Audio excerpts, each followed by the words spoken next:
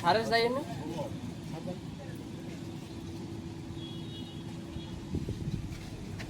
Blouse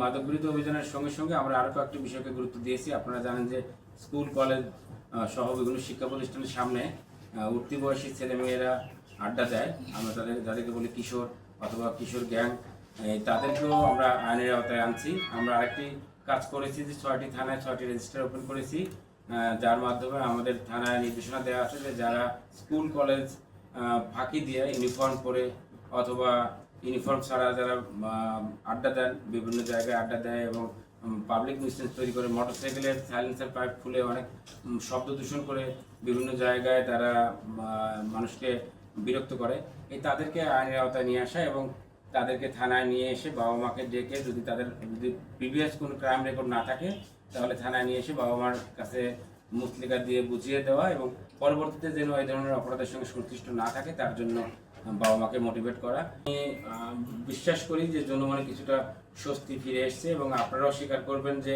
মাদক যারা আগে একটি সময় ওপেন ছিল, সবাই মাদকের হাট বসানোর মতো বসাতো, সেই হাটগুলি কিন্তু আমরা ভেঙে দিয়েছি। সেই ধরনের যে মাদকের যে ওপেন সেলের যে জায়গাগুলি ছিল সেই জায়গাগুলো কিন্তু আমরা নিয়ন্ত্রণে নিয়ে এসেছি এবং অনেক মাদক ব্যবসায়ীকে আমরা আইনের আওতা আনতে পেরেছি। আমরা গত পরশু দিন দিবাগত রাতে আমরা তথ্য পাই। সেই তথ্যের ভিত্তিতে আমরা চিটাগং থেকে একটি বড় টিম মাদকের চালান আসছিল বরগুনাতে। সেই তথ্যের ভিত্তিতে আমরা আমাদের গোয়েন্দা নজরদারি অব্যাহত রাখি এবং আপনার যে বাস স্ট্যান্ড আছে, বরগুনা যে নতুন বাস স্ট্যান্ড আছে, সেই বাস স্ট্যান্ডে একটি গাড়িতে আসছিল, আমরা চিটাগং থেকে আসছিল। সেই তথ্যের ভিত্তিতে আমরা ওই চিটাগংয়ে যোগাযোগ রাখছিলাম, কোন বাসে আসছে, কিভাবে আসছে, কোন ব্যক্তি আসছে, তার নাম। আমরা নির্দিষ্ট বাসকে যখন টার্গেট করি, বাস থেকে নেমে উনি আমাদের মাদক ব্যবসায়ী যে ছিল আমাদের অবস্থান টের পেয়ে বাস থেকে নেমেই দৌড়ে পালানোর চেষ্টা করে।